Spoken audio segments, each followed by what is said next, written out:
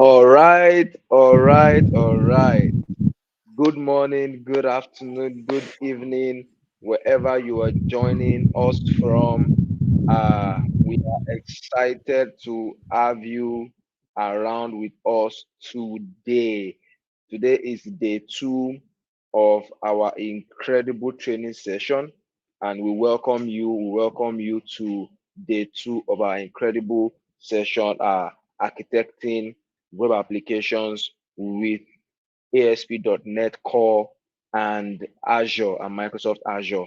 Yesterday was a fantastic time. We looked into the introduction side of things. We were able to see the concept of .NET, .NET Origin, the applications that are able to ride on the .NET framework like C Sharp, F Sharp, Visual Basic. We're able to look through, deep dive into that critically yesterday. And Our instructor did justice to that topic to, bringing us into that introductory session. And we received a lot of positive, responses from a lot of you. Fantastic stuff. We will not waste your time today. We're just going to delve into it. Today we're taking the session further and we'll be looking at microservices, deploying microservices, why we deploy microservices, what are the patterns, what are the practices around it, and how, why is it important? And then we'll also then practically look into a few things around how this can be done. And I must tell you that our instructor is fired up and ready again to take us on this incredible journey. Sit back, relax, and then let's learn. If you have any question at all, please drop them in the comment section. We'll pick it up from there and then we will do justice in answering those questions. All right. Without further ado, I'm just going to welcome on board once again my colleague, uh, Ekene Ama, who will be taking us again on this session two of this incredible training journey. Hi Ekene, how are you doing today? I'm great. Thank you, Ayo. Thank you. It's been an Fantastic, incredible fantastic. journey. Yesterday was fantastic. We did a lot yesterday, and I really advise us to go back and listen to those videos. It was awesome. At least we delved deep into the under the hood, what happens under the hood of .NET, where we saw it's a common intermediate language, we saw common language runtime for .NET, and we really saw how .NET really works under the hood. And other, as Ayo said, we saw we learned about the various languages you can use on top of .NET, and you can it's just the principle of write once and use everywhere. So today we are going a step further. We have seen what .NET is. We have seen what Azure is. Yesterday we introduced Azure. We introduced several of the services or resources in Azure which you can use to host your application. We introduced App Service, Azure Function, blob storage, keyboards, and Azure databases. Azure SQL databases. So those are the services which you can use to run your .NET application. So today we are going to go deep. We're going to go a step further to look at the .NET Core service. So there are various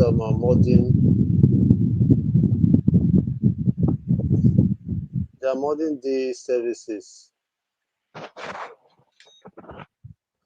There are modern day services which several architecture, but today we want to look at microservice, or consider microservice for modern application design.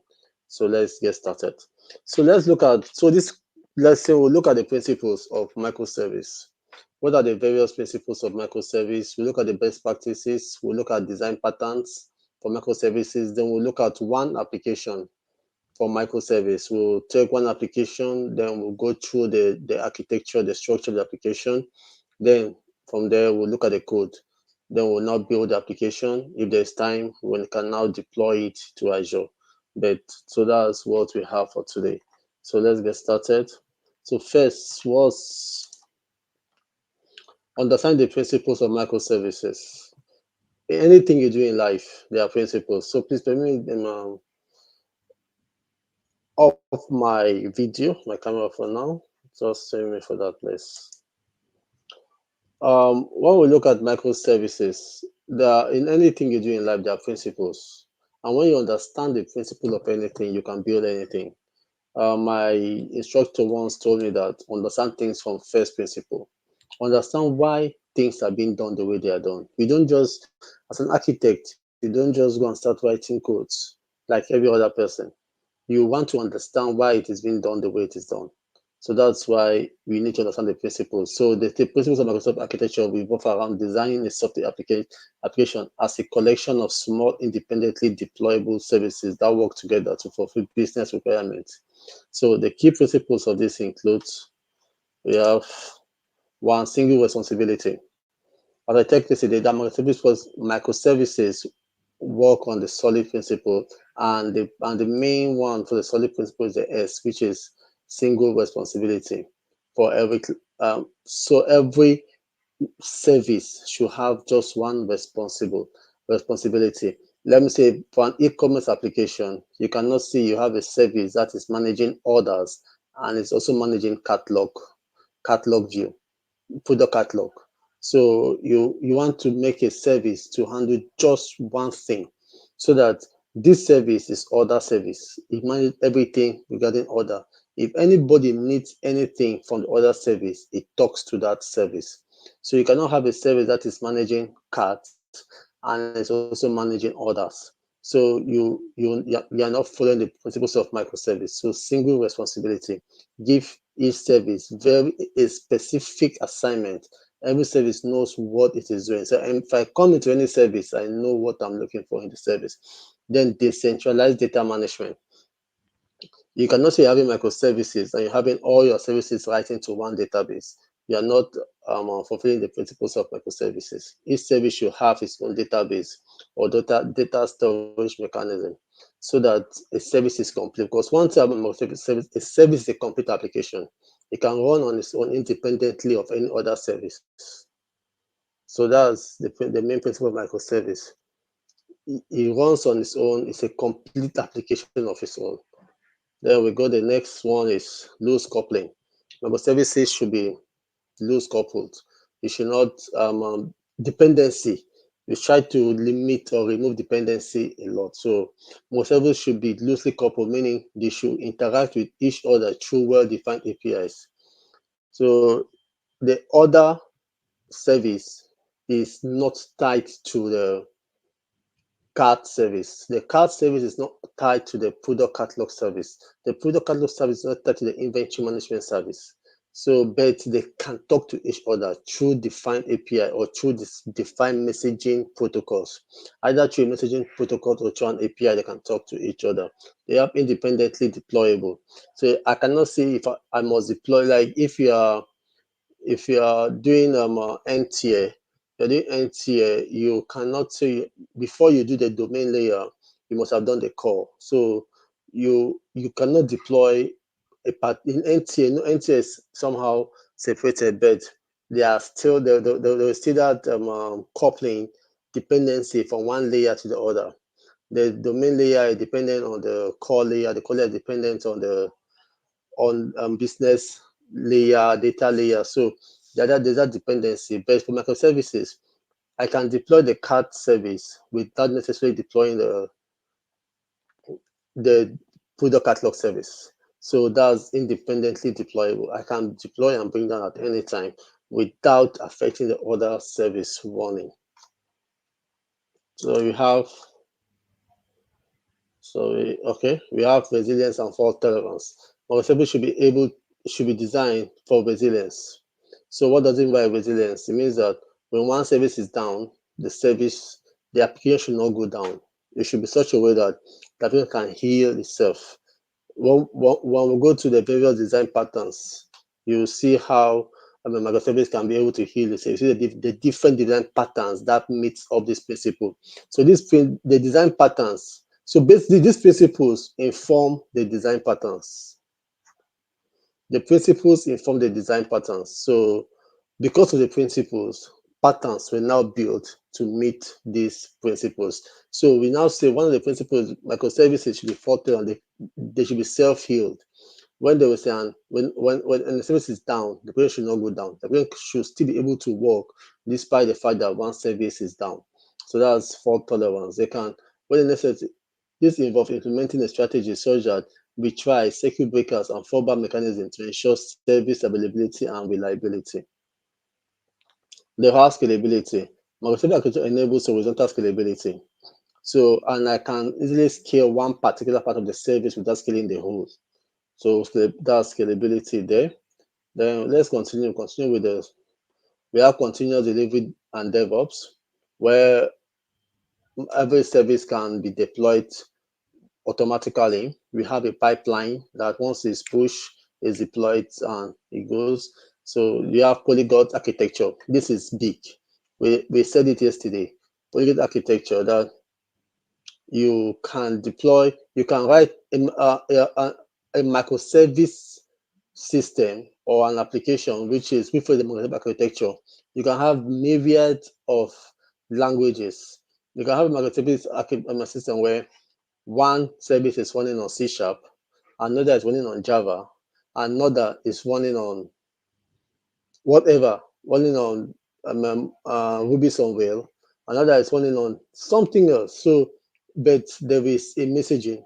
They can either talk to a messaging broker or through a HTTP API, but they don't need to be running on the same programming language. And remember, we said a microservice, every service is a complete application. So if a service is a complete application, so it doesn't need to know what the other person is running on because every service is a complete application. But it is always good to have one language. That's best practice. It's not good to have this polyglot. It's good to have one language so that anybody can run with your application. But in reality, it's not always the case because there are times when there are some programming language that are good with some particular aspect. Let me say if I'm doing data, machine learning and data work and data analysis and data sciences, I would like to go for Python to run a particular service. If I'm doing another high throughput, I may want to go for C#.net. If I'm doing whatever I'm doing, so you you can do it in reality, but best practice is good if you are for .NET, since .NET Core can do so many things, you can be rest assured that you can use .NET Core to do all the services, whether you are doing data sciences, you are doing machine learning, you are doing um, vision analysis, you are doing image analysis, whatever you want to do, .NET Core has it covered for you, especially if you are running on Azure. So you can be rest assured to write all your services using .NET Core or running on Azure. So you will not have any problem. You say, okay, .NET Core cannot handle this. Even if it is a gaming you want to do, .NET Core can handle it for you. So the next thing, domain-driven design. Is one principle. So domain-driven design is where your your microservices are in line with with the business terminology, with the business. Let me say you are building a HR solution. So my services will be around the HR business. For example, now I'll have a services for recruitment, for job postings. I'll have a service for application. So I may not. So what does that mean? I mean in the HR system, they have those services running. HR has job posting. HR has application. HR has CVs. HR has interviews. HR also has those those who have merited the inter the job or the role. So they have all these things in their HR. So domain unit as it is in the HR system, as the HR is doing it, the way they are doing it, you carry that same structure and build a service around it. It helps you to better understand and better troubleshoot each service. So that HR model, the same model HR is using, you use it to build your microservice. So if they have job posting, I'll not build a service job posting. So that's the domain driven now. I am aligning a microservice with the domain. I cannot say HR has job posting and I go and have a service called job job order or job inventory. You get, I cannot go and create a service called job inventory or job purchase. Let me say I'm coming from an e-commerce background and HR said they have job posting. I'm calling my purchase. Though it will still do the same thing, you get, it will still do the same thing, but I'm not being domain driven. I'm having something else while HR is having something else. So there is no relationship between the business and my microservice. So if there's any issue, I cannot well troubleshoot it. But if I take the process, the modules, the the the whole form as HR is doing it physically, and I break it down into different services and I give them the same name, then I'm having a complete. I'm doing domain driven. So that is the idea you have when you're building a microservice. You break down the business domain into various services as it is. It's just like you're taking your office, the whole office process into an application. So this is a very key part. So domain-driven design is very key in microservices. That visibility and monitoring. So since it's big, there are applications that can have more than 40,000 microservices. Yes, application can have 40,000 microservices. So monitoring becomes an issue because you have 40,000 services running and each of them are running on different resources. If you are using Docker container, each of them are running on different Docker container. You have Kubernetes to manage them. So visibility and monitoring is key. And you have to, microservice architecture requires robust monitoring and observability. So when you are choosing your pattern, you choose a pattern that will best help you in managing your monitoring and visibility because you are working with so many services and you need to manage them to know what is happening at each given time.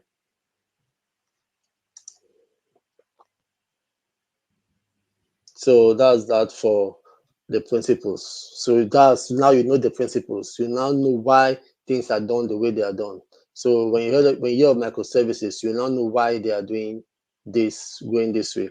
So let's move to the next topic, which is understanding the patterns and best practices for microservice design. So there are various patterns for microservice design. So when you are designing a microservice, but one thing you should notice there is no one size fit all. You can have migrate, you can have hybrid.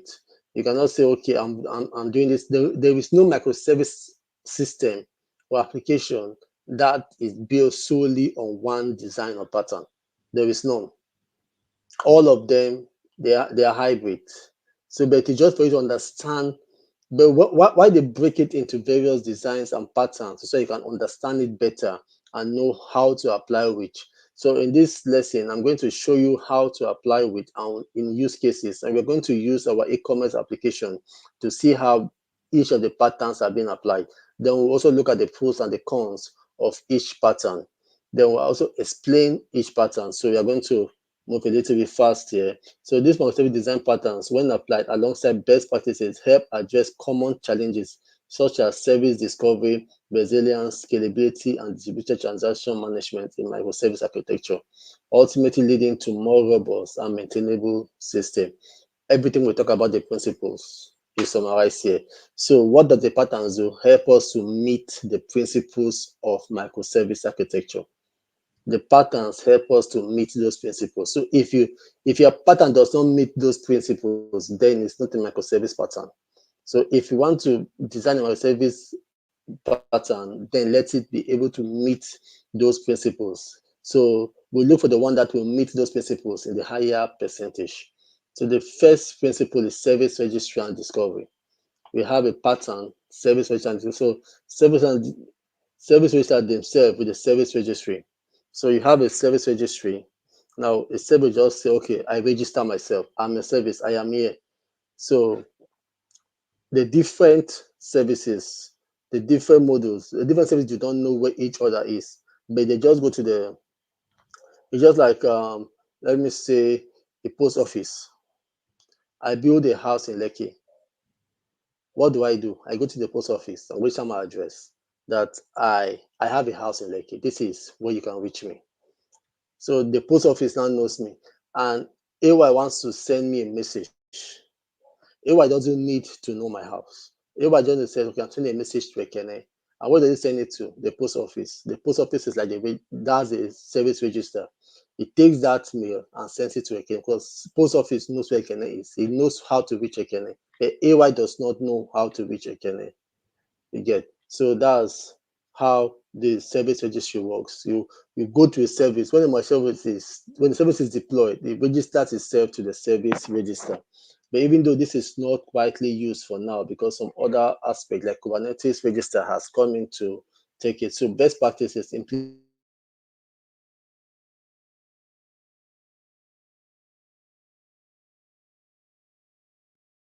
health checks for services when you have dynamic environment with frequently changing services. So remember those days where you post a letter and it doesn't get delivered. A post office box which is existed, but the person is no more in that address. So that's what this thing this what means here. Only healthy services are registered. So you need to like check these services registered, are they still available? So most time post office also need to check addresses which have not received mail or nothing has happened for the past 1 year. They need to go and check that place whether that person is still in that address. The person is not still there, they have to delete that mailbox. But if they don't delete it, mails will still be coming into that mailbox and they're not getting delivered. So that becomes a bottleneck in the application. So it's not meeting fault tolerance. So you implement health check for services to ensure only healthy instances are registered with the service registry. So when do you use this? You use this when you have a dynamic environment with frequently changing service instances. A dynamic environment like where services change frequently, it's not fixed.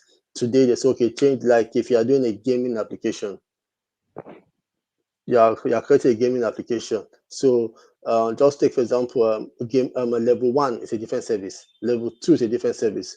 So if you are playing a game as you're going from level to level, these services are changing every time. So they today they may do just from level 1 to level 10. Those are different services. So if they want to bring in level 20, level 11, it's a different service that's coming in. So the service will just okay reach out to that service. So anybody who, if I'm at level 10, I want to go to level 9, level 11, I just need to ask the service, is there level 11? Yes, okay, this is level 11, move to level 11. So then you can move back to the other one. So if there is an update on the later services, if the service no, so your services are changing constantly. It's mostly in gaming scenario where services change constantly in gaming scenario. So you have a service that talks to to your social media. So the social media may be down, and you say, okay, I want to write another service immediately that will talk to another social media handle. So when example in our still in our um, e-commerce, in the e-commerce app, the product catalog service register itself with the service registry. When the shopping cart service needs product information, it queries the registry to locate the product catalog service. So this is how I need the product catalog service register itself with the service registry. When the shopping cart service needs a product information, it just talks to the registry. It doesn't talk to the service. It talks to the registry that I need the product catalog information. Then the service registry tells the product catalog to give that information. So that's how that one. So we have a diagram then. So what are the pros and cons? For the pros, it enables dynamic scaling and deployment for services, simplifies service discovery for clients. Then what are the cons? Add complexity to the infrastructure. It is complex. So what are the tools you can use for this? You can use Netflix Eureka. It's an open source tool developed by Netflix. Because Netflix handles a lot of services for their movie streaming. Then you can use console or Kubernetes service discovery for the that's a tool you can use. So this is a diagram for for the service registry architecture pattern. You have your gateway and you have the services. So this guy is talking to the service registry to make all of them talk to make a request. And so this guy comes here, talks to the product. The product now needs something from shopping cart. It talks to the service registry. And just so this is a simple diagram showing service registry. Then next we have API gateway. So what's API gateway pattern? This is the most commonly used architectural pattern for microservices.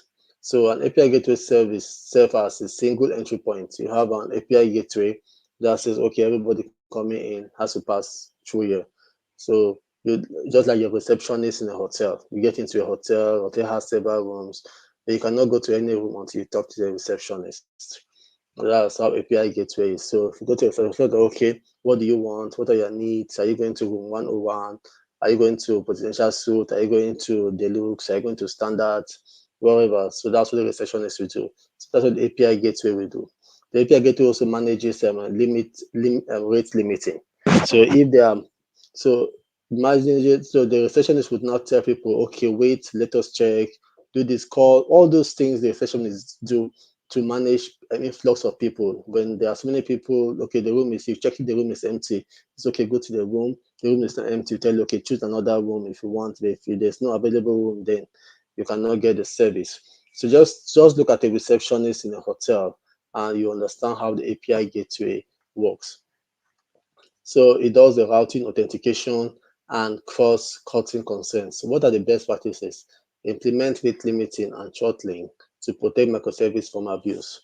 Rate limiting, we said yesterday, DDoS attack, direct denial of service. They have at throttling to make sure that if there's so much, when people are coming in so many, it has to like throttle down to see that the number of resources I'm processing so that my system doesn't break down. Then it also does something like geographic routing. We want people from US to access this service. Okay, we want to block people from Nigeria from accessing this service. We want to open it up. So whatever. So those routing, managing geography locations for people for where users are coming from. Then example, the Azure API Management Gateway sits in front of the e-commerce microservice. Clients interact with the gateway to perform operations such as browsing products and processing orders. So you can have the Azure API Management Gateway, or you can build their own microservice. So there are tools for building microservice. You have Azure API, you have Core, you have Ambassador, and you have Consultel for building microservice. Then the pros for microservice involve simpler client interaction with the microservice. So clients don't talk to the service directly, they talk to the API gateway. So then cons as a single point of failure. Once the API gateway is down, they will send down. But to mitigate this, you can have more than one API gateway in front of a load balancer. But even at that point, it's still single point of failure. But the load balancer goes down, everything goes down. So there is always that failure which may come. So what do? You just walk around, um, you just walk around it and find a way to increase your uptime. But if you say, okay, let me have three API gateway behind a load balancer, what happens if that load balancer goes down? It's still the same thing. So if you work with an API gateway, if it goes down, it's still the same thing. So what you do in such a case for fault tolerance, you need to use the Azure um, um, fault tolerance design, where you either do job redundancy or you do zonal job redundancy, zone job redundancy. So just do your redundancy so that your services are always available no matter what happens. So Azure offers scalable SLAs. So you need to go into Azure and look at the SLAs and find which one can meet your need. So we are moving forward. So this is the API gateway architecture. We have the API gateway, you have your catalog, shopping cart, discount, ordering. They have different DB for each service. This is your client which talks to the API gateway and talks to any of the services. They have the circuit breaker. Circuit breaker was introduced by Netflix. Netflix introduced a circuit breaker. So this pattern was introduced. Netflix is the highest higher supporter promoter of this this pattern circuit breaker.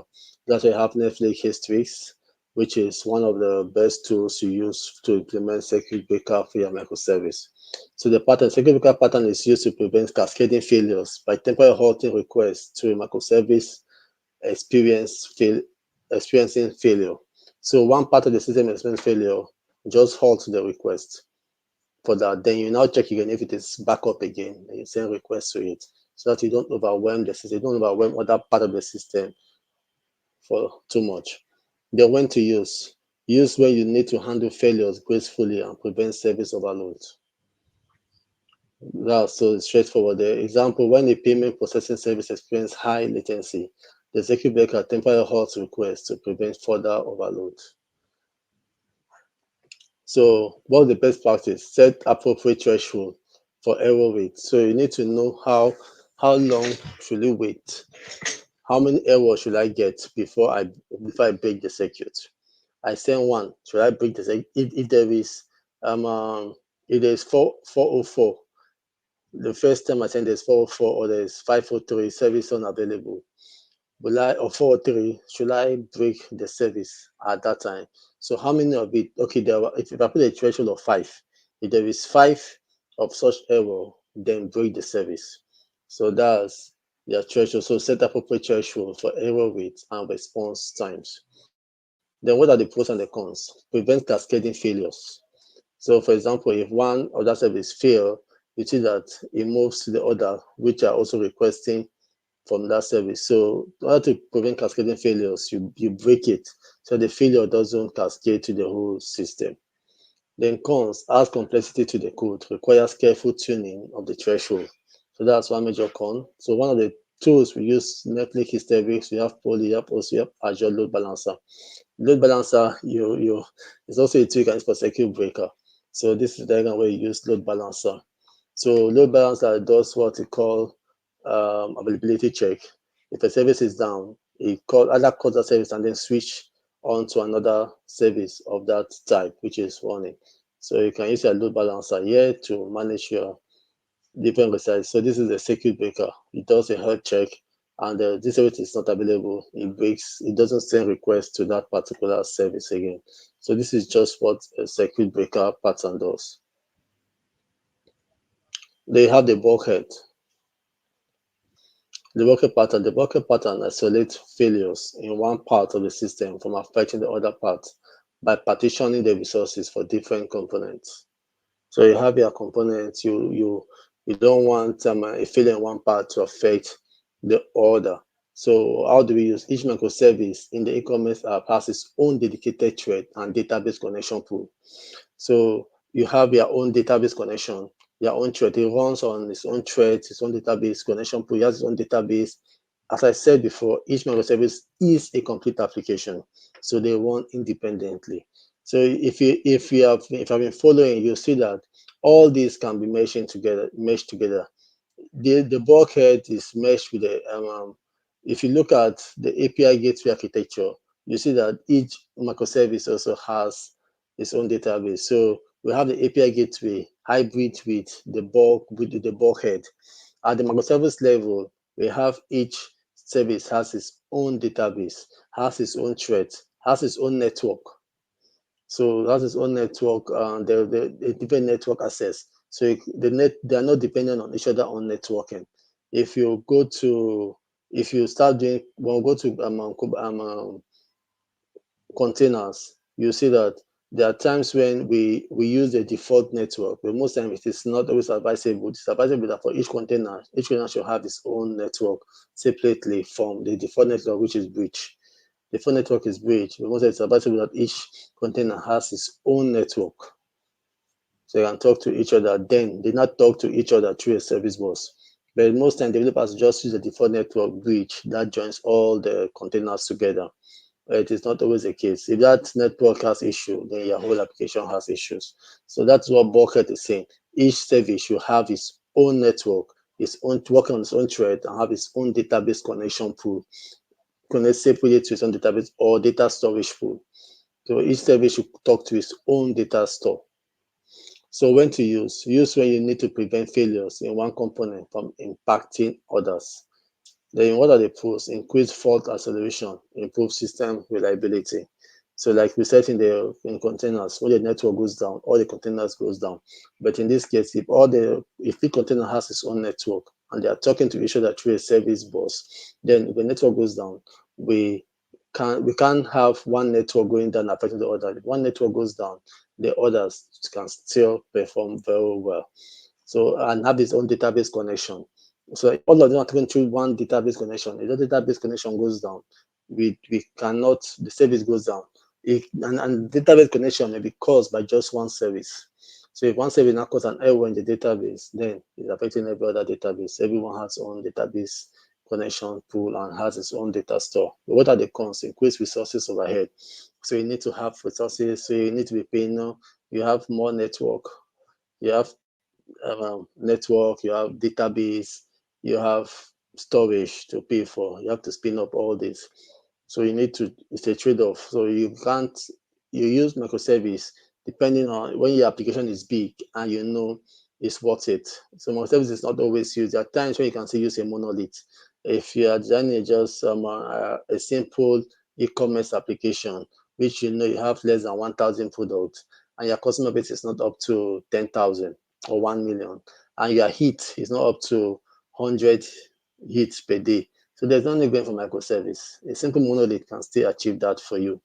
A simple MVC monolith can still achieve that for you. So by go to microservice when you know you are getting close to 1 million hits per minute or per second. You're getting more than 1 million hits per second. Then you start talking about microservice. Then it's worth it. But if you're just getting 1,000 hits per day, there's no need killing yourself in microservice. A simple MVC monolith can handle it for you. So that's what the cons here. You have cons, increased resource overhead. So do you really want to go in for this? With this resource overhead, and you need more developers, you need monitoring and visibility. So do you really want to start going for this? So that's good to ask yourself. As I said before, if your current is not that high, MVC, a .NET MVC core application can serve you, just like these two can serve you. But this will serve you if your heat are very high and your application is very large. So tools for this is Netflix Hysterics, aka and Istio. So this is example of a bulkhead.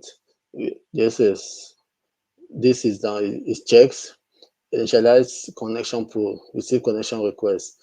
Is connection available? Yes. Decrease number of available connection, return connection. Then connection is not available.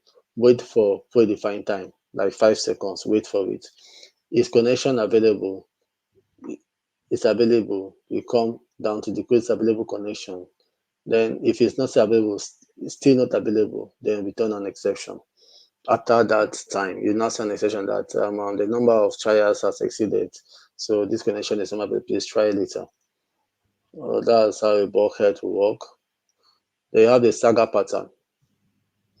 Saga pattern is in a case where you have microservices that send messages to one another. They have Saga pattern distributed transaction across multiple microservices by connecting series of local transactions.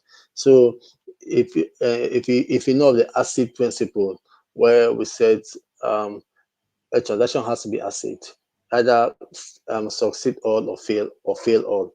So that's what the Saga is talking about here. Where you have a case where if I initiate something in service A, that will cascade. Service A will send it to service B, service B will send it to service C, service C will send it to service D. So let's take, for example, our hotel. When I come to booking, when I come to make a hotel reservation, what happened? The receptionist called the room attendant. The room attendant goes to the room is available, talk to the hotel the receptionist. The receptionist now talk to the laundry person to bring towels. When the towels are coming, he talks to the kitchen person to prepare dinner for the guests who are just coming. So all these are being cascaded. So in the case where now, as the room attendant has said there is room available, but on coming back to talk to the towel person said, okay, no, there was no towel. So which means, and one of the requirements for every guest to stay in that hotel, there must be towel for the guest. The developer said there's no towel, so he has to reverse what he has done. Okay, please, hotel, the room attendant, cancel that booking until back, sir, we can't give you the booking because there is no tower. So either it succeed or fail all. So that was the Saga pattern. So what was the best practice? Implement compensating actions to handle failures. When to use? Use when you need to maintain consistency across multiple microservices. You want to make sure that because one service is updating, it takes another service to update. So once I tell you to update, and there's a cancellation, I have to reverse it. That update you did has to be reversed. So look at our e-commerce. When the customer places an order, the server orchestrates the transaction such that receiving inventory, processing payment, and updating the shipping status. So you receive the inventory, you update you receive the order, you tell inventory reduce this order by this person requesting for laptop. So one laptop, so decrease inventory by one laptop, send to shipping, do this. So if there is a break, it has to reverse. That shipping that has gone out will be reversed. When the shipping is reversed, the inventory which was depleted will be reversed. Then it now goes back to the order and now reverse the order until the order places order could not be placed at this time. So because everything that changed before has to be reversed so that there is data consistency. Just like if you make a transfer to another bank and there is a break in that transaction, it has to credit your account back. That if there is a break, the account will be credited. That you now receive another SMS that your account has been credited. So that's a Saga pattern. Another good example of Saga pattern. If you know any other example, you can drop on the comment of other examples of Saga patterns. It will be good we share with each other. If you have ever implemented any of these patterns in your design, you can share it in the comment. It adds complexity to the system, requires careful handling of complex action tools. We have Azure Dribble function, event rate, and cadence workflow. There are other tools which implement this, but these are just a few. If you know other tools, also as I said, you can put them on the comment section so all of us can learn from you.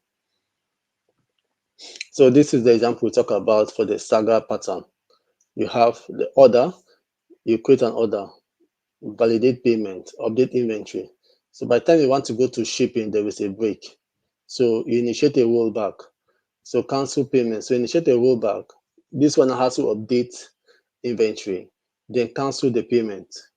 Either we now refund the customer his money, then we cancel the order. The order has been canceled. Then this is the completer. But if there is no breakage, you notify and we complete the order.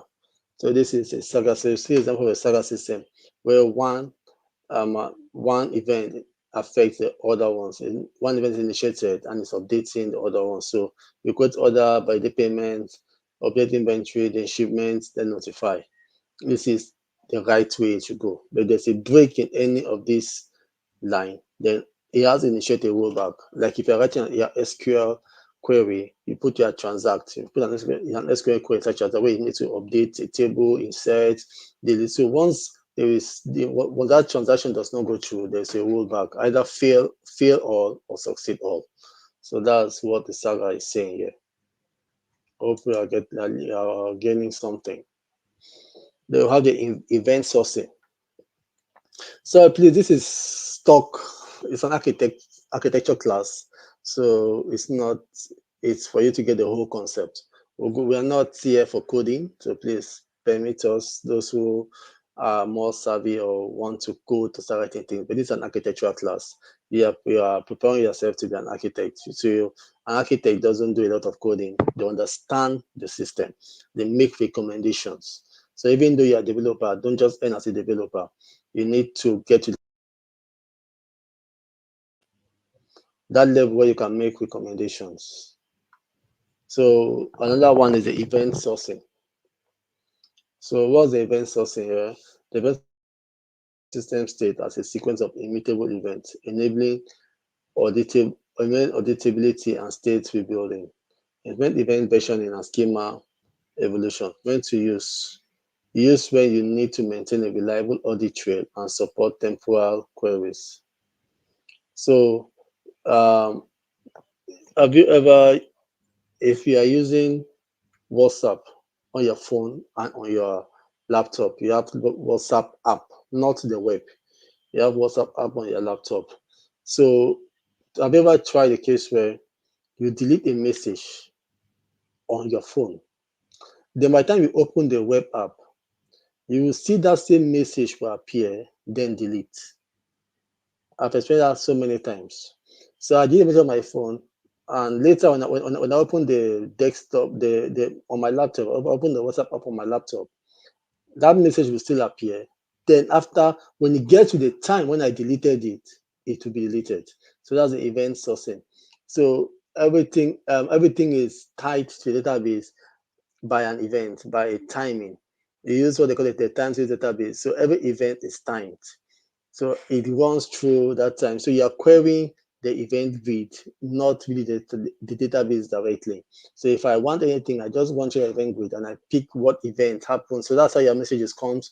When you say your messages are loading, if it wasn't an event sourcing database, once you're not online and you come online, you just see all your messages whoop, will just be downloaded. Just like if you try to open a list on your browser, if you try to like if you open a list on your browser, or you come the first time you open your email doesn't load like how WhatsApp loads.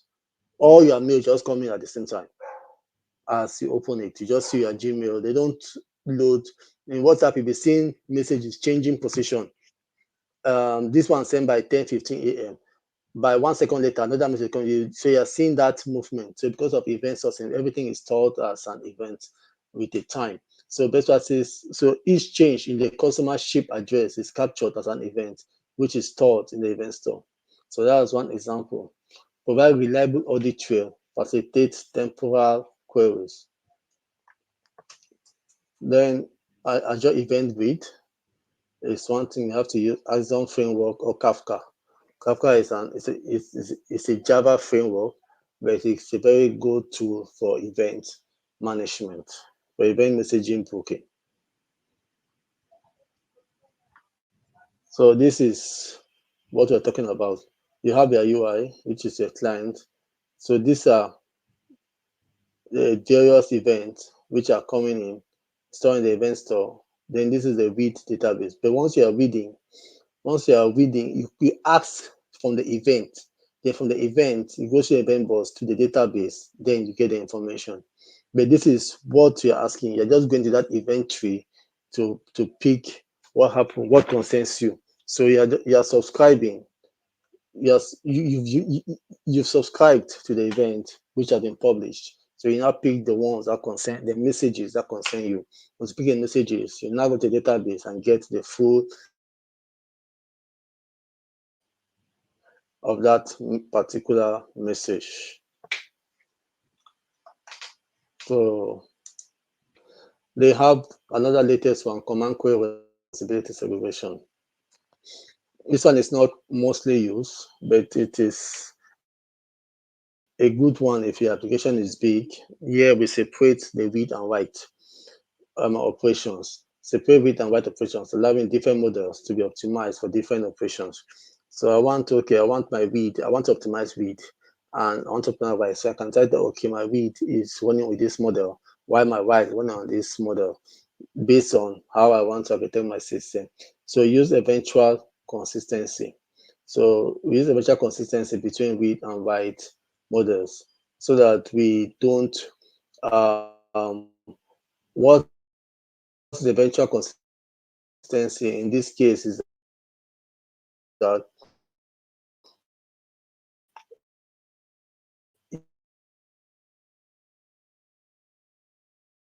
you don't with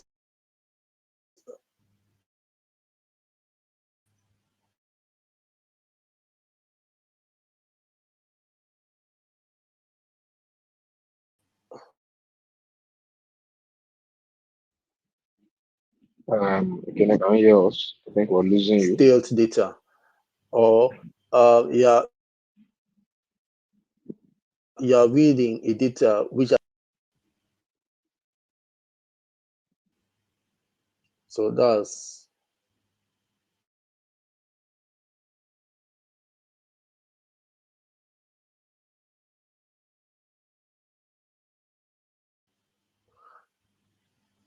eventual consistency there.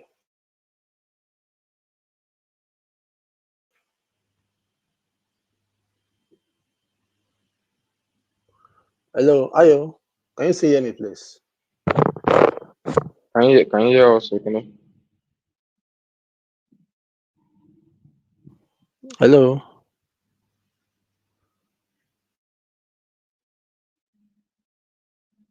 Hello, okay. Can you hear me? can you hear me? Hello, AY.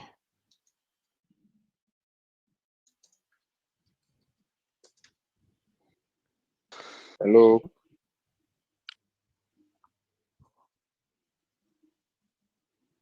Hmm. Okay, I think we can hear you now, loud and clear. Please speak. Hello. Oh God. Yes, yes, we can hear you now.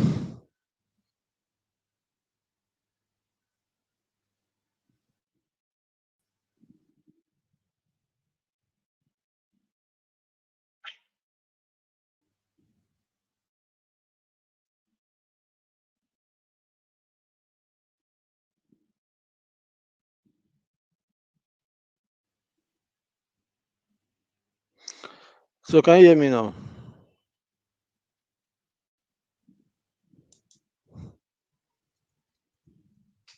Hello.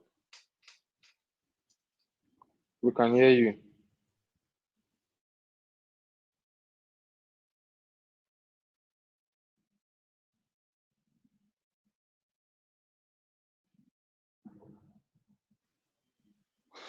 Okay, so we have the CQRS, command query responsibility segregation. So this pattern, as I said before, you separate your read from your write. So when do we use it? When the read model for product catalog browsing is optimized for fast queries, while write model for order processing optimized for high throughput write. So that's when you want to you separate your different models. Now you want okay, during Christmas period, I want to optimize this query for fast queries, and I need fast queries for, so I can set okay, one particular is using entity framework, while another one is using direct SQL connection. So you just share your models that way. So this the pros and the cons: optimize read and write operations, improve scalability, adds complexity to the system, requires handling of event tools, event flow, and Apache Pulsar. You have to try. So that's that for that. So we'll take the questions right now before we move. So we've seen the patterns, we've seen the principles. So we are moving now straight to microservice using ASP.NET Core 8, Ocelot, MongoDB, and JWT. So we'll pause for now and take questions. All right, thank you. Can you hear me? Yeah, I can hear you. Fantastic. All right, thank you so much. I think it's been fantastic so far. So we have two questions. So the first person says, how do we manage concurrent activities, right? If we have, because we're talking about microservices, if we have it decentralized, what if we now have concurrent activities, right? How do we manage it? Are we going to be calling a service from another one? Or how do we, what if I have a service that is happening, another one is happening, and I have two different microservices powering them, but they have similar actions that should occur?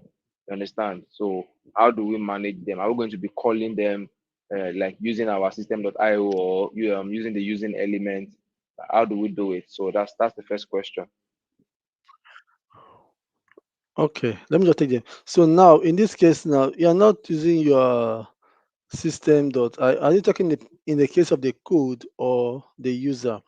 Because your system.io is within your application. So, and each microservice is a full application of its own. But concurrent services now, concurrent requests now that comes, that is where your API gateway comes to play. If you need to limit for to do rate limiting, for example, now let's take for example Facebook. You are chatting and you are liking at the same time, or you you on a particular post, you go to your news feed, that post is there. You come to your feed, your main feed, that post is there. So you like that same post on your news feed, and on your feed, you like you now send a message to that same post. You get, so it's the same post now you're going to talk about. So you're going to write to the same post, but now you're sending the same event to the same post to the post service. Now this is where your API gateway comes to play, where you do your rate limiting. How many of such requests should I allow within how many seconds? If like there were some tools in Facebook where there's some plugins in Facebook that you want to say, okay, um, like 100 posts at the same time. You will now go there, you select all the posts you want to like at the same time, but Facebook will tell you you cannot like, you cannot do this. You can do only five at any given time. That's what the rate limiting is doing. So concurrent events happen at the same time, your rate limiter will limit it. But talking about their system.io or they are using class for concurrent event, every microservice is a service of its own. It's a full-fledged application. You you everything you do, there is that repetition. That's why you have concurrent events.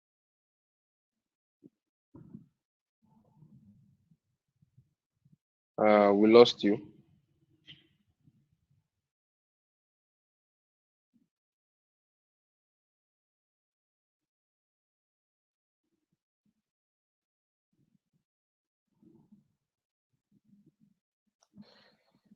Hello, Ekene, we Okay, lost you. Can so yeah, so I hope you answer the question. So okay. you are really limiting manage your concurrent application, but for every microservice is an application of its own. So you do that repetition of your code. So to handle it. So the second So person that's is the next asking question, that. please. And Yeah, I can hope, you hear me?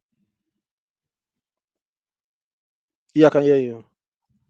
All right. So the second person is asking that can we have um multiple.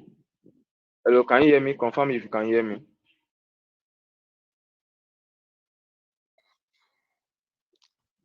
Hello, Hello, please Ekene. get it. Hello, Ekene. Come Can again you with the hear? Can question.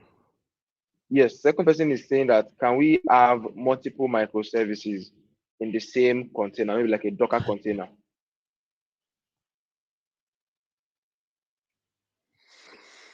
You can, but it's not.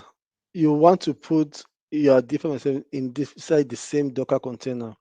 Yeah, it's possible because your Docker container is a kind of it's a system of it's a system. It's a virtualized system. So you can put all your microservices inside it and call the different APIs. And but you are not meeting the principles of microservices, which is scalability. So if you want to scale one service, that means you have to scale the whole of that Docker container. And secondly, that container will be very large because your image will be large. You're going to, if you have more than one service inside, you're going to have a very large image. So if you want now to scale that particular service, if you have your catalog service, your cart service, and your audience service inside, and now you want to scale just the catalog, that's just scaling the whole Docker container. And if you're think of Kubernetes, when you just say, okay, increase the number of nodes, horizontal scaling, just increase the number of nodes. Increase the number of nodes, which means if your container is like 5 MB, you're going to increase it, you're going to have more of that container, and that's space. So, Even though it's MB, so they can you hear me? charge per micro MB. Yeah, I can hear you. So, so just to help this person, so you're saying that the best approach is per container, right? Per Docker container now, it's better to have a microservice application so that in case of node increment, load balancers, and all of those, so everything that has to do with scalability around that microservice, it will be easier, and then the size will be also managed. Is that what you're saying? So Yeah, that's the best yes. that the best way is to have just one container housing one One service, microservice. Yeah. you know, Okay. yes. Okay. Fantastic. Fantastic. So I wanted to just get clarity because the first person that asked the question, I know you answered, but I wanted to just so that they have a very good understanding. If I have that example you cited, the Facebook example, right? So if I have a Yeah. post, right? For example, I post on my timeline in Facebook, right? And or somebody Yeah. posts. So we have a microservice that is managing posts, for example, right? Then we have, Yes. say, reposts, yeah, like repost or reshare, Yes. something like that. Yes. Then we have another microservice that Yes. handles that one, right? So the question Yes. is, two different microservices. One is handling posts, one is handling reposts, right? So this Yes. activity now, is there? Are you saying that the only way we can have them,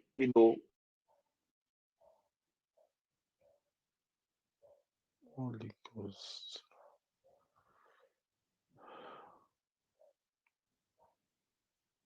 Wow. hello, Yeah, I heard you. hello, hello, can you Hello. hear me? Yes. Yeah, I can hear Hello, you. can you hear me? Yeah, I can hear you. Yeah, can you hear me? Ah, Holy Spirit.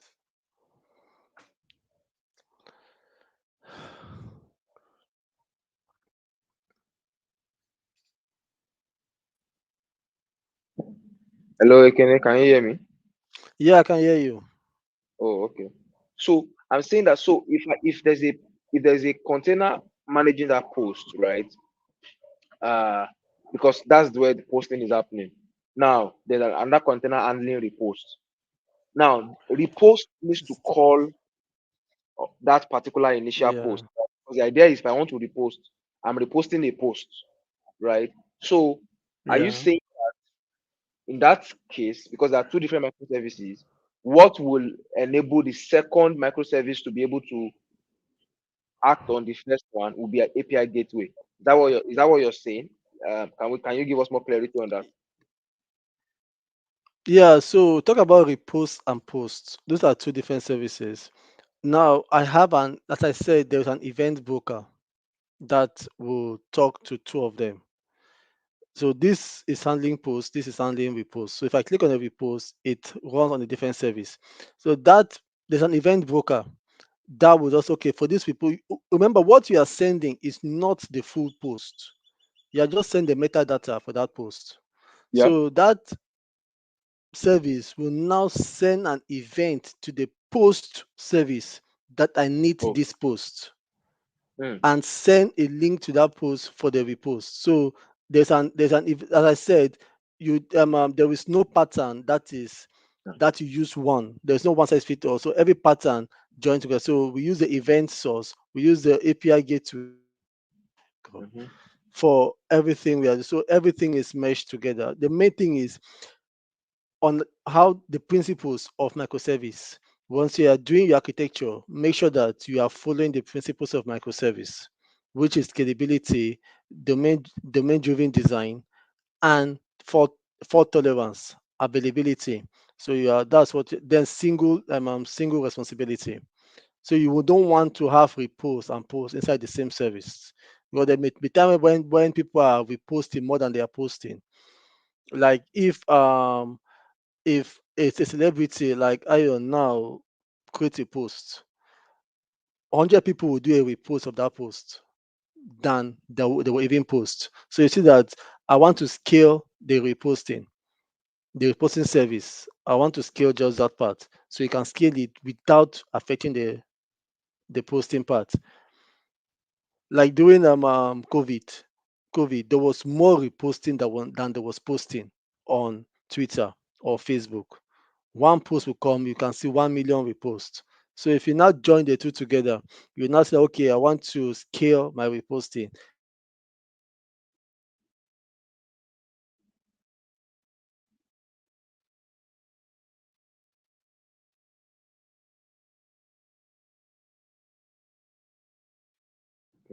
think we lost you. We lost you again, Ekene.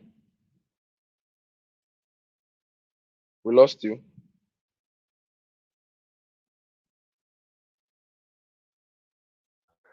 Yeah. Okay. So I will answer the question. So Okay, is that yeah. all about the question? Yes, yes, that's all about the question. So thank you So very much for answering. So we can move on. Yes. okay, so in because of time, I didn't have to start going through an application I've written, and because of copyright and all the rest, and also non-disclosure NDA, I tried to use something which is readily available online, and I've quoted this. It's a post from Akram El Assas. If you can find him on Twitter, he's a very good guy when it comes to .NET architecture. He has several write-ups on .NET, and this post is coming from codeproject.com. So this is a post which this is what we are going to be using for this next session of our training on .NET Core. So the application this is the application development environment. We're using Visual Studio 2022 build 17.8. There's a Visual Studio build. We're using .NET 8.0, which is the latest .NET. We're using MongoDB and we're using Postman. So this is our development environment. Then the architecture, we have a catalog microservice, which allows to manage a catalog. We have the cart microservice, allows to manage the cart. We have the identity microservice, allows to manage users. So this is the architecture. So remember on an e-commerce application, you have two interfaces. You have the front end and you have the back end. The back end, I'm talking about the code. I'm talking about the admin. So there's the admin panel and there is the front end. So that means that's why we have two API gateways. We have we can still try to have one API gateway here to talk to them, but we try to have two API gateways so that for better uh, principles of microservice availability. So that if this gateway is down, we can still have our we can still do our stuff. So you separate isolation, fault isolation. So this is the backend gateway, this is the frontend gateway. Then you have your different services here, and then the MongoDB for each service. So each service is containerized. So we use Docker container to containerize the services. So this is a pattern and design. So we're using the API gateway pattern. Then we have separate database. Separate database comes from what? Bulkhead. The bucket pattern. We're using separate databases. Then for now, we're not using a messaging broker. So the microservices talk to each other through HTTP REST requests. Then we're using Docker container. We use JWT token for authentication. Then we use Serilog for login. We use Ocelot for API gateway. Then domain-driven design is the approach we use for development. Then this is our APIs, which is for the front end, get catalog, get charts, get cards, put cards. So then this is the back end. So now I'll go to the application. If you go to GitHub, you can see the application there. Um, so just follow this link. If you follow this link, when we share the documentation, follow this link. There's a link to the GitHub repo where you can see the application. So now let me just show us the application and walk us through the application. They said this is not a development class, but a design class. So this is the application. You see the folder structure. On the root level, this is the GitHub actions for your CI/CD pipeline, dev CI/CD pipeline for your microservices. You have on the global, you have your Docker Compose. So this Docker Compose now that has all you see all the different Docker containers. So they have put every service in it. So principle of microservice, every service is in a different container. So you see this is a container for catalog microservice. This is a container for cat microservice, identity microservice. So each service has, so it is as it was asked before, I can just put all of them inside one Docker container. Nothing spoiled, but I'm not following the principles of microservice. So that's the Docker container. You have the Gitting. Now you know what is Gitting. No, what I don't want to go to my repo. So in this Gitting, no, I can have my settings file. if I want developers to have a particular settings on their system, but when they go online, I have a different settings for my app settings. So this is my Git ignore. So all these files here will not go to my repo.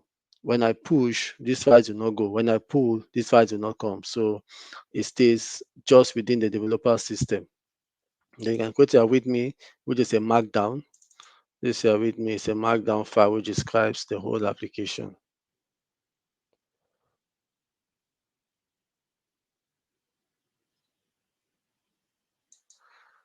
So now this is now your application, the source of your application. So these are the various services. You have your gateway, then you have your microservices, you have your middlewares, and you have your UIs. Let's look at the micro. This is the gateway where we have our backend gateway and our front-end gateway. So if we go to the front-end gateway where we implemented Ocelot. So this is our front-end gateway Ocelot that uses to talk to each of the microservice.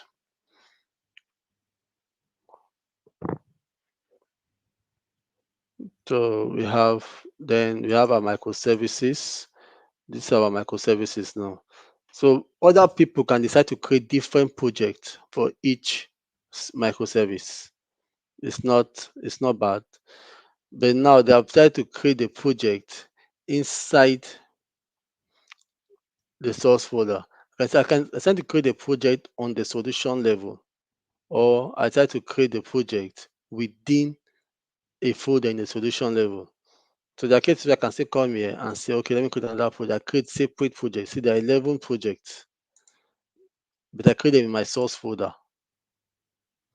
That does not mean it's a monolith, because when I'm going to deploy using my Docker Compose will now run and pick all these images. Okay, so if you look at each microservice now has its own Docker file, which makes it a different container. Are we seeing? So each microservice has its own Docker file. These are the Docker file for each microservice. So this is once it's built, an image is created. When that image is created, then once it's run, then the container is generated from that image. So these are now projects. So you see that, as I said before, each microservice is a project of its own. So this is a CAD service. It has its own startup.cs, program.cs, app settings. So this is a complete project. If you create a .NET project now, let me just create the .NET project that you see, or you see that that project is complete. Let me just create a .NET project so we can compare the two and say.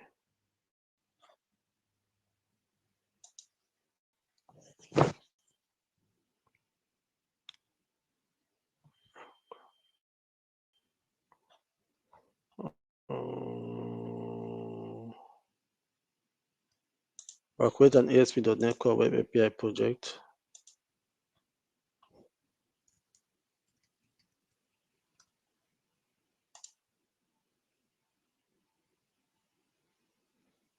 So hope you all know how to create API project with Visual Studio. I'm creating an API core project.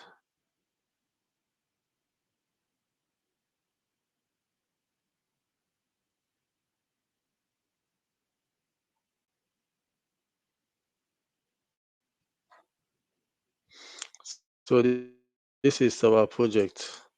So what makes a project? What are the ideal files?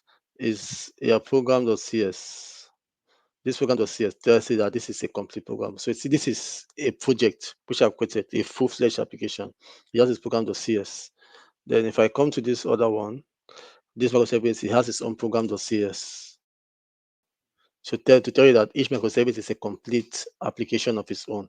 It has its own app settings.json file, which is when I created that project also, it has its own app settings.json file. So I hope we get it there, that each microservice is a complete project. Then let's go to this is the app settings. So this is your app setting. Now it tells you the API which this service is calling. This is for your health check. Like as I said before, for circuit breaker, there's a health check to say, okay, this particular service is on or off. So let us send services to it. So this is it, it calls this particular URL for this service to do the health check. Then this is the connection string. So for security purposes, when we go to security in our next session, we'll see how to secure all these connection string. So this app settings.json can be development. Once you go to production, there's a different app settings.json file. So that all these settings here, which you have here, can run only on development machine. So based on different machines to deploy. For your staging, you can have app settings, staging.appsettings.json. You can have production.appsettings.json. You can have dev.appsettings.json. So you have different app settings for each environment. And when you do that, you now come to your git ignore. You now come to your git ignore and add app settings.json to make sure that it doesn't push to the repository. So this is our middleware for our connection, which shares all for on the solution level. So this is just the basic application. We share the slides and you can go there and see the application. So I'll just show you an example of how a microservice is run. In our next class, we'll now deploy it, and then this is all for the .NET part. The next partner is the Azure part, where we'll do deployment, I will do monitoring, I will do scalability. So meet you again next week where we'll now go into the Azure part. So this is the development part. I've shown you the code, showing you the structure of the application. This is you see the card controller, and this is how a microservice application looks like. Simple microservice application. So this is how it looks like, a simple microservice application. So I don't know if there's any other question, and that will be all for me for now. AY. Next week we'll now look at deployment. All right, fantastic, fantastic, fantastic. Um, thank you so much. I think what people were asking for was the link, and I think I'll share that on the chat for everybody. The GitHub link of Akram Elas's microservice repository.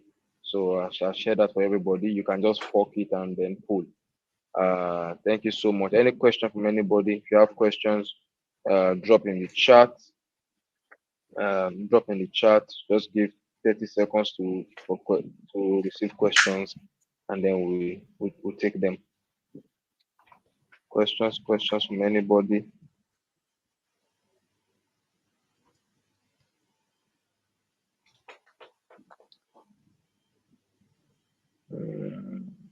Okay.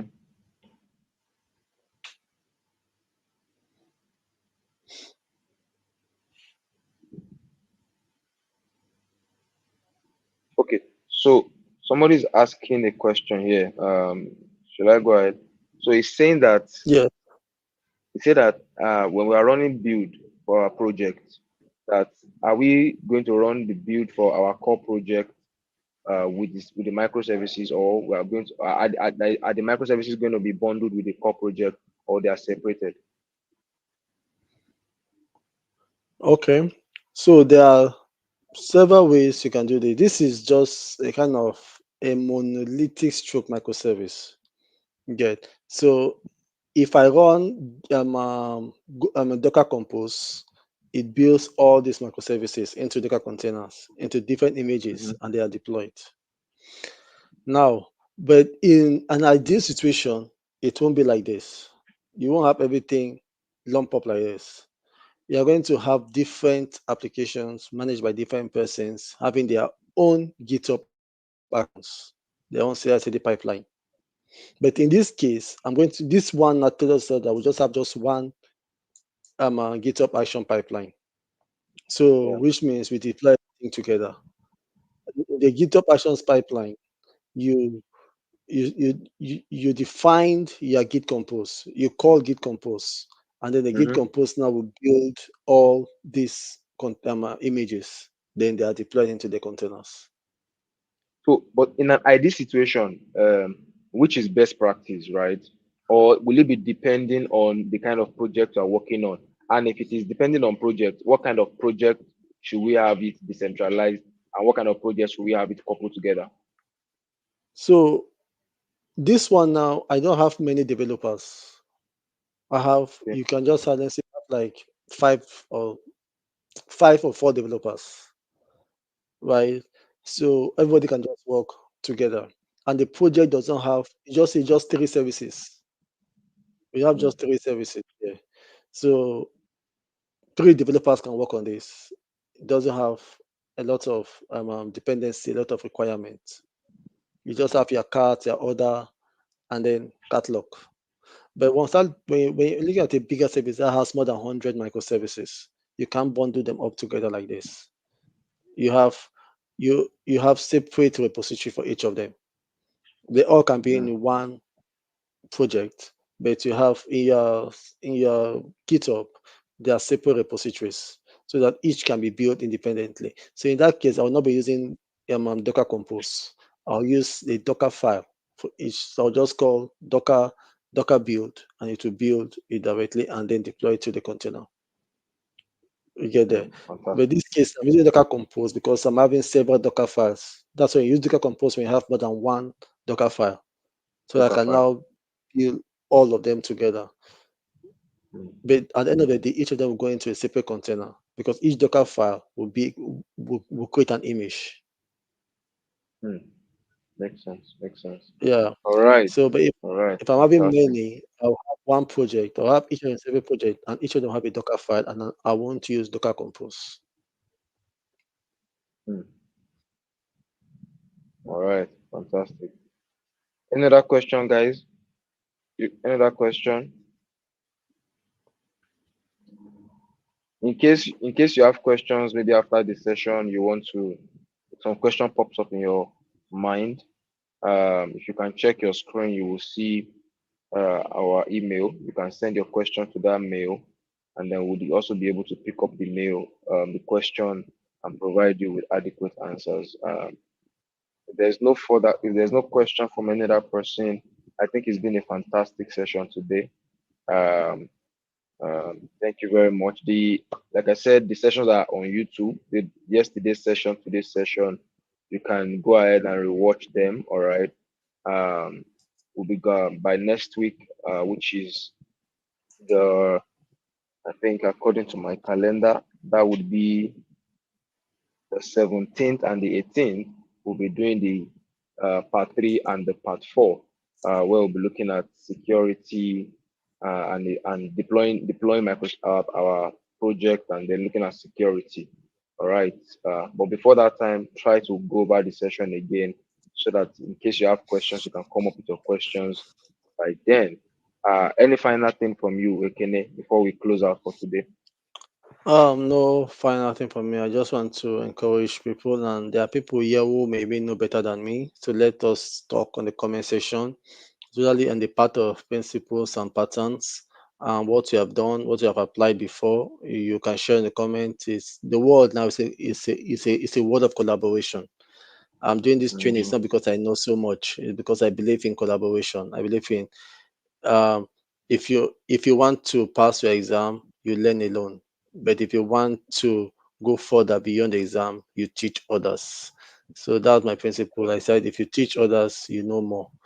So just by this teaching, I've learned a lot. So you too can still come up on the comment section and put up what you know, your experiences with microservices, your challenges in microservices, and we all can share in your whole idea. So thank you very Yeah, much for listening. Thank you for your time, and we are glad that you are here with us. So that'll be all for me, fantastic. AY. Fantastic. Thank you, everybody. Have a wonderful evening, afternoon, morning, wherever you are watching us from. See you all next week as we continue the training session. Have a wonderful, wonderful time, everybody. Bye, everyone.